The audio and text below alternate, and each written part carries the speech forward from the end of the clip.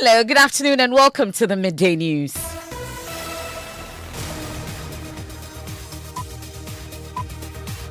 The news is live on Joy 99.7 FM here in Accra. In Kumasi, we are live on Love 99.5 FM and over 30 affiliates across Ghana's 16 regions, including Radio Wa in Wa, Pad FM in Damango, Jubilee FM in Keta, A1 Radio in Bolgatanga, Radio Max in Takrady, and ATL FM in Cape Coast. Go digital on Spotify, Facebook, and myjoyonline.com app. In this edition, heavy security deployment in the Yendi town of Zakoli following an attack that left 9 dead and several others injured. We saw some combats with full armies, they're all well armed. And then they started, when we just saw them, they started burning Fulani people properties, and then they started killing some of them. We're live on the ground and also hear from the Municipal Security Council that is asking residents to provide information to aid in the arrest of the perpetrators. It is left to the people to offer information. That is the only way the people can do proper investigation. Also this afternoon, family of 15-year-old teenager who delivered prematurely at the Efian Kwanta Regional Hospital demand the body of the baby who has been declared dead.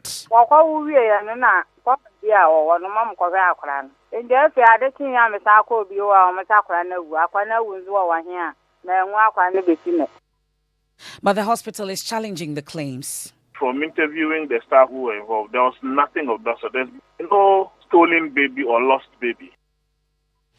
And as inflation hits a 10-year high of 19.4%, will tell you how much purchasing power you have in the market compared to last year.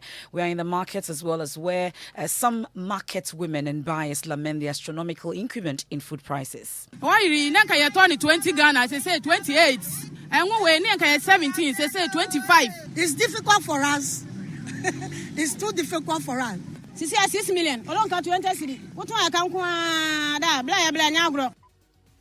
We hear from some Ghanaians who say they would ditch their Easter celebrations following hiking cost of living. Because of the hardship of the economy, for this year's Easter, I've cut many things off. The Easter Monday, just stay in the house, buy one bottle of Coke. We watch Jesus from and then that'll be the end of the Easter for us. We have details of that. We also have sports. Tokyo 2020 Bronze Olympics medal winner Samuel Chechi promises to start life as a professional boxer with a win against Kamaldeen Boyfio. We have details in 20 minutes. That's and more on the Midday News with me, Emefa Apawu. We are your home of independent, fearless and credible journalism. You want to stay for details.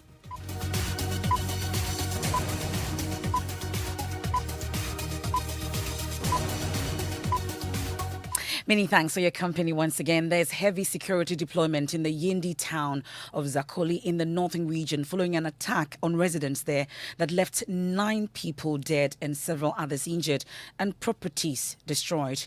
The victims are said to be nomadic herdsmen. According to reports, the attack came after allegations that some armed robbers had attacked and killed a Konkomba man on Tuesday. The Northern Regional Minister is leading the Regional Security Council on a fact-finding mission.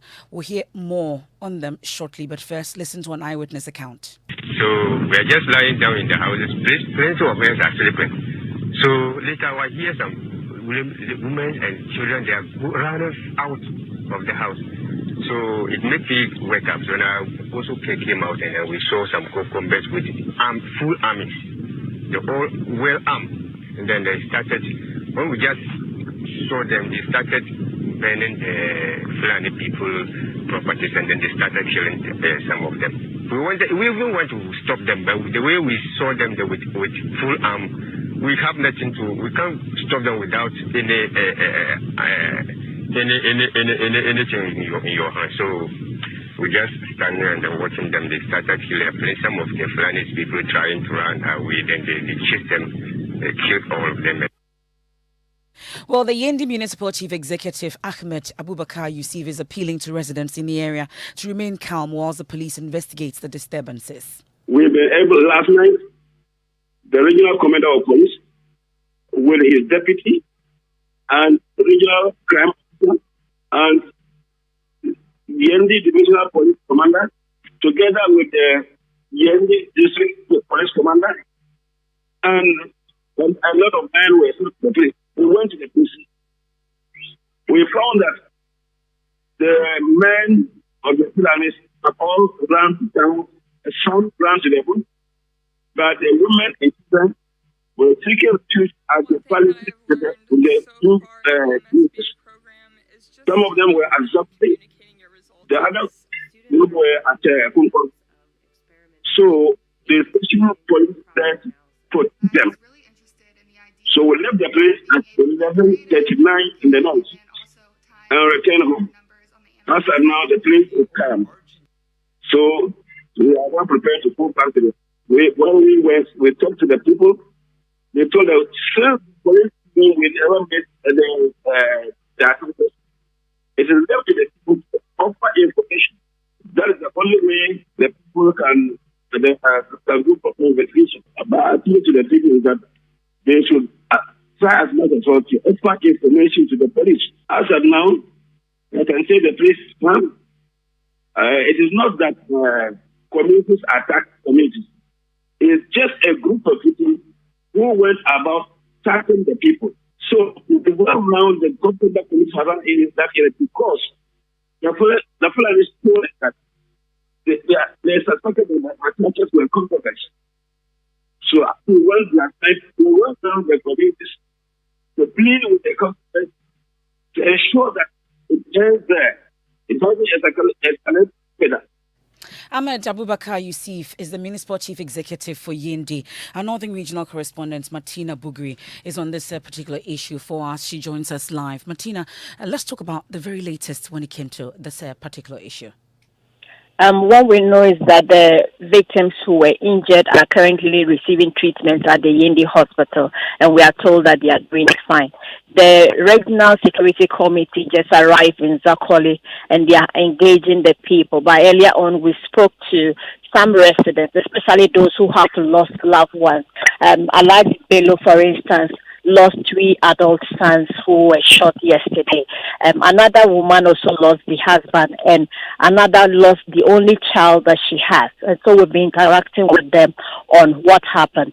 They don't seem to have any idea what happened. They just say that they were in the community when people entered the community and started shooting.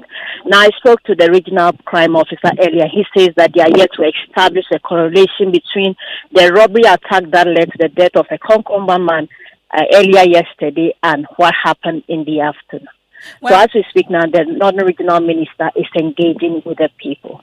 Okay, so we're hoping to speak to the Northern Regional Minister as well, but thankfully you are where he is actually. But let me find out from you as you try to make your way to reach Alhassan Shani Shaibu, who is the Northern Regional Minister, on what their initial checks have revealed so far as to what exactly happened. Now, what they have said is that they would need the support of the people to get to the root of this. Nobody seems to know exactly what happened. And so he's appealing to the initial remarks is that he's appealing to the people that anyone with any information that would help unravel the mystery, they are appealing to people to get information. He's also appealing to the people to be calm whilst the security take over events around the area. Well, I know that in the meantime, RegSec is putting in place a number of measures to ensure peace in the area. What does it include, you'd say? They have deployed men in the community. They were throughout the night here. They patrolled the area, and they have relocated all those who were in that community into the Zakoli main community, where the Dagomba community is. And so when you go further to where the nomadic herdsmen are, you don't find anybody now, we are told. Okay, so the numbers in terms of the reported deaths, it remains at 9 as of this morning. Exactly. So the chief confirmed again that 8 people died immediately after the shooting, and he was told that when they got to Yendi, another person died, making it 9. And as it stands now, no arrest has been made just yet. Not yet. No arrest has been made yet. Okay, and so with the regional minister's entourage, currently where you are, they are interacting with victims, those injured amongst others. Are they looking to do any other thing apart from this interaction with those affected? He earlier said that after the interaction, they would take a decision and they would brief us on the immediate measures will be put in place and future measures. And so we expect to get an outcome after the meeting is held. That's Martina Bugri there, is a Northern Regional correspondent, interacting also with some of the victims there as part of Northern Regional Minister Al-Hassan Shani Shaibu's team in Yendi following that incident. We are told that there's heavy security deployment in the Yendi town of Zakoli, where they are currently. 9 persons died and also several others injured and property destroyed. Well, we move on to the Volta region now, and the Security Council there have directed a 10 p.m. shutdown of all beer bars, what we call drinking sports, and other entertainment centers thought to be selling hard drugs and fueling violence in the area. It is part of measures rolled out to avert the escalation of the bloody clashes between the youth and police in Akachi. Volta Regional Minister Dr. Archibald Lecha has been speaking to Joy News. The Municipal Security Council in Akachi took up the matter immediately it happened, and we were informed here in Ho, the regional police commander and other members of RESEC were involved. A team was sent to the site to Akachi, and we'll be working together with the police, the military, to handle the situation. As of now, the Peace Council was also involved. We usually involve the Peace Council in these matters. The Peace Council was there in Akachi yesterday to talk to the young people to calm down. And as of this morning, as of now, the situation in Akachi is very calm. There is peace. Peace has been restored in Akachi. As I've told you yesterday, I mean, the leaders, opinion leaders, the paramount chief of the Aveno Traditional Council is very much involved. The opinion leaders are involved. The Regional Peace Council was there yesterday with the police. The police are there. The military are also helping us take care of some of the injured. So there's calmness, and the primary responsibility lies with the Municipal Security Council or MUSEC. If they need support from RESEC, then we provide. As far as I know, one was sent to Accra Regional Hospital and unfortunately passed. 3 were brought to hold here, 1 passed, but the 2 of them have been treated and they were granted bail.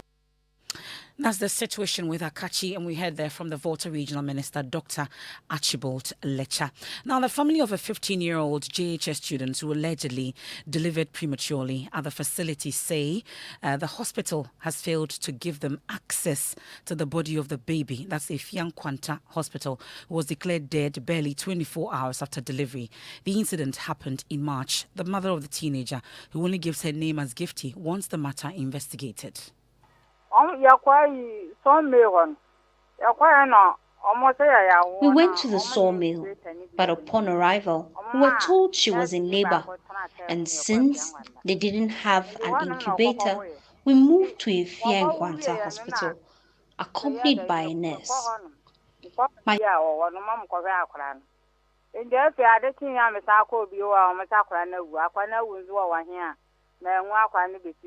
My 15-year-old pregnant daughter, who had entered her 7th month, gave birth, and the child was put in an incubator. After visiting the baby twice, I left the hospital, only to return the next morning and to be told that the child had died. When I demanded to see the corpse, I was told I had to wait for a morgue assistant who never showed up. Na wanya 6 months me ya wura 7 ndi me kwa na si ni ba ku biche oda na am so ma che mutu aha ndi no no wate ani mo no ndi mdo no wate oba no ayede wa wundi no woni ama ne so no fakọ na doctor so du bi ade acho na mbisa ase na akra na wo he ana wate mo che ma na aba ba fa no ko ndi no ba ma na aba no akọkire me na mti efe ma twan wa ma ndi ama me san ba bi nza na atini no na o ma hunu enwu akra no betime. But the regional hospital has denied the allegations and has gone ahead to file a complaint with the police in Takrade. Here's the medical director of the Efian Kwanta Regional Hospital, Joseph Kojo Tambil. Teenager in question came to Efian Kwanta on the 1st. I only got aware of this issue on the 12th of March at around 10 p.m. when she had gone to a radio station to make damning allegations against staff. Did the baby die at the facility? Absolutely, yes. Was the baby buried thereafter? Yes. And you see, when the baby passed, And the baby passed a little over 3 hours after it was expelled. And I'm wondering what the motive is. I'm wondering what she wants. Because when they came to my office, okay, what they were looking for was to sit down and negotiate with hospital. And I was asking them, what are we negotiating about? What were their demands? But they're asking us to compensate the little girl for the loss of her child. Well, I put that question to her, and she denied that. But very quickly, Doc, where was the baby buried? Within the premises of the hospital. And the person who did it is alive and well. And so at any point, if push comes to shove, the body can be exhumed, DNA analysis can be done. You see, but is it standard practice to go ahead to bury anybody at all without the consent of the family? No, we have a standard procedure with regards to adults. I think there's a little bit of a lacuna when it comes to preterm fetuses at that age, because they're so tiny, and it's difficult to keep them in a mock fridge. But even if the procedure isn't clear with babies, isn't it just courteous? Because it's a human life you're talking about here.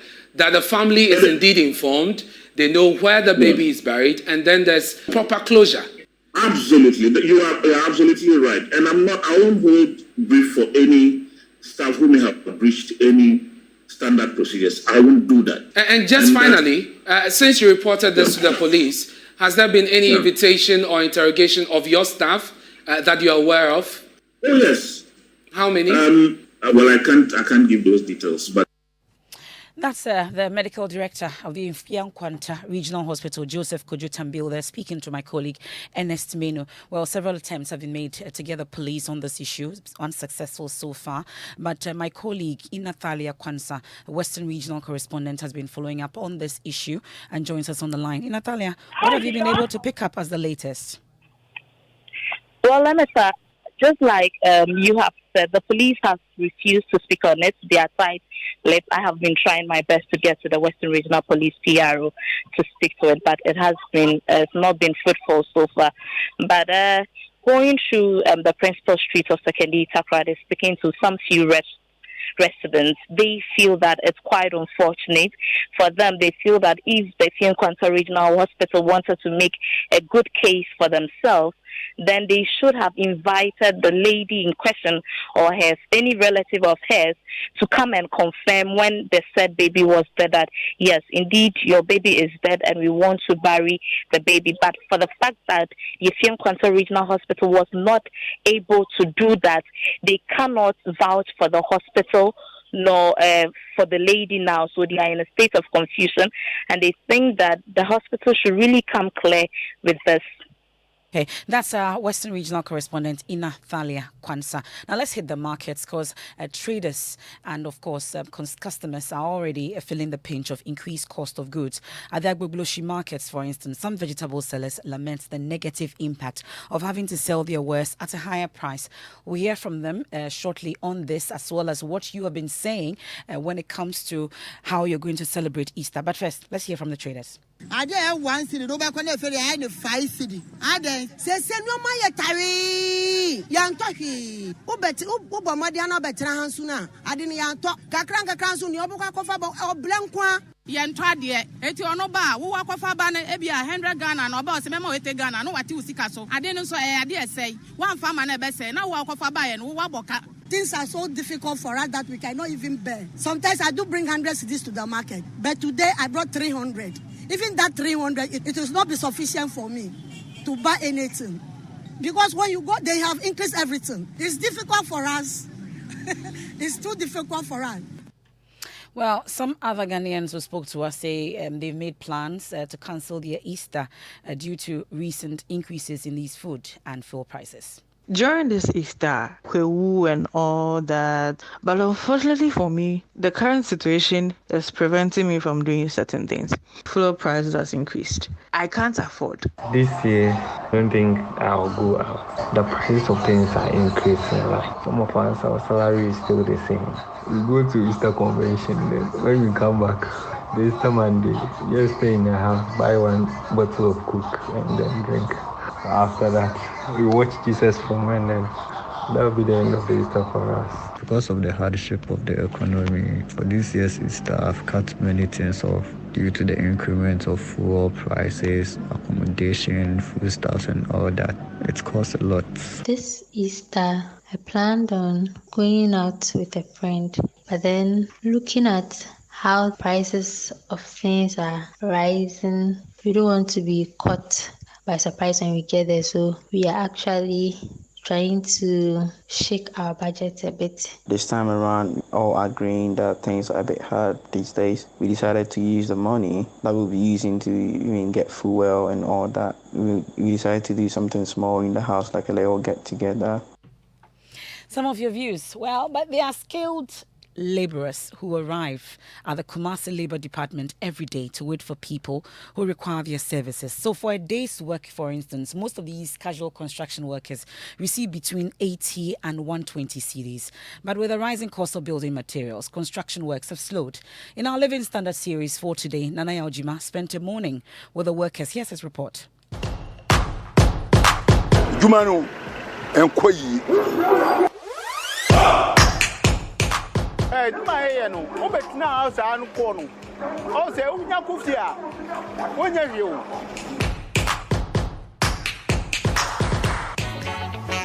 This early morning, the streets of Asafo are yet to come alive. Offices and shops in the area remain closed, but the frontage of the Kumasi Labour Office is full of casual construction workers who come here daily, awaiting patronage of their services. Sometimes we can spend a week here without getting a job. If you are lucky, you can get to work for the whole week. 1 week.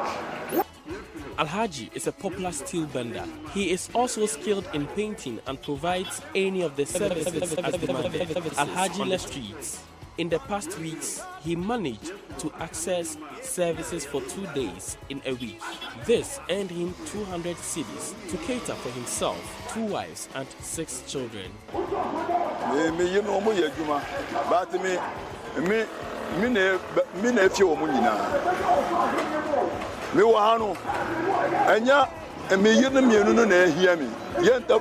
My wives are working, but I am the one taking care of all of them. I have a family in the north who call whenever there is an emergency, and I have to respond.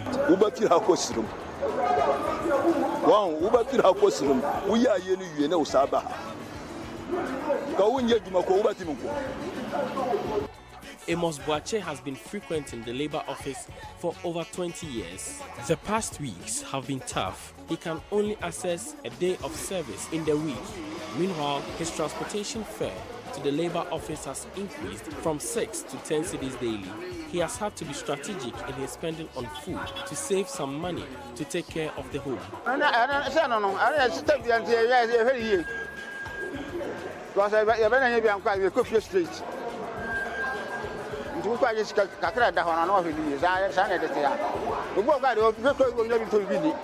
We have to be cautious with our spending because you are uncertain about when you get your next job.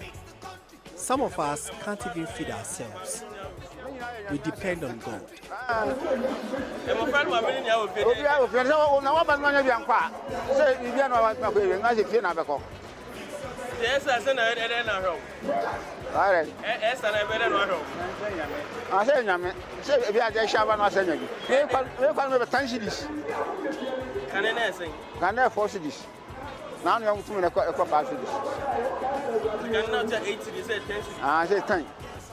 John Mensah has been engaged once for his carpentry services in the week. This earned him 120 cedis. Surviving on the amount has been tough for him. He is hoping for an additional 20 cedis to make up for the increase in transportation costs. As I said, you pay capital for no, you pay 1.4. As a messing for no, more than 1.3. We want an increase in our charges. At least 140 Ghana cedis for carpentry work is fine. Sometimes we are forced to take old charges because the customers are not ready for the new prices. Papa age madin. The more we age madin there. I think I ever say to Muleban. And say they my no. Oh, but now I'm corner. Oh, say when you.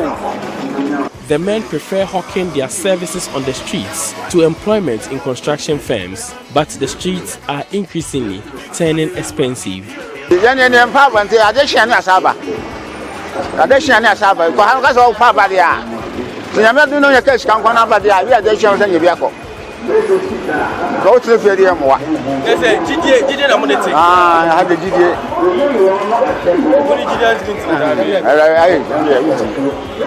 With a persistent increase in commodity prices, these construction workers would love to increase the service charge, but the fear is that their services may no longer be patronized by the populace. For Joy News, Nana Ojima, Kumasi.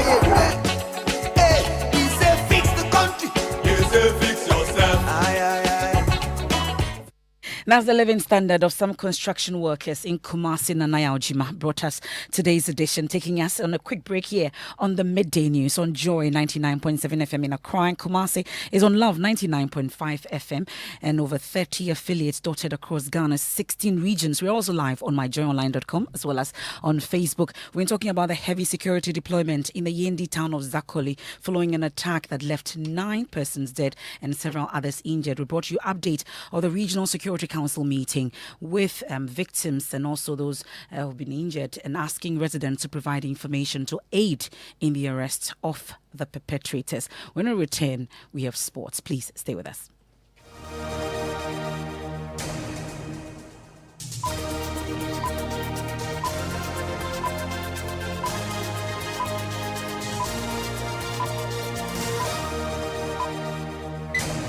Hello, please, am I speaking to Miss Joanna Kuma? Yes, please. My name is Philip and I'm calling from MTN. Someone has just sent you money and we will need you to enter your PIN number so that we can put the money in your account. Hey, oh dada, MTN will never ask you for your PIN. Never reveal your PIN to anyone under any circumstances. And if you are not sure, always check the number. MTN will only call you with a dedicated number, 0244 300,000. Stay safe, stay vigilant. MTN.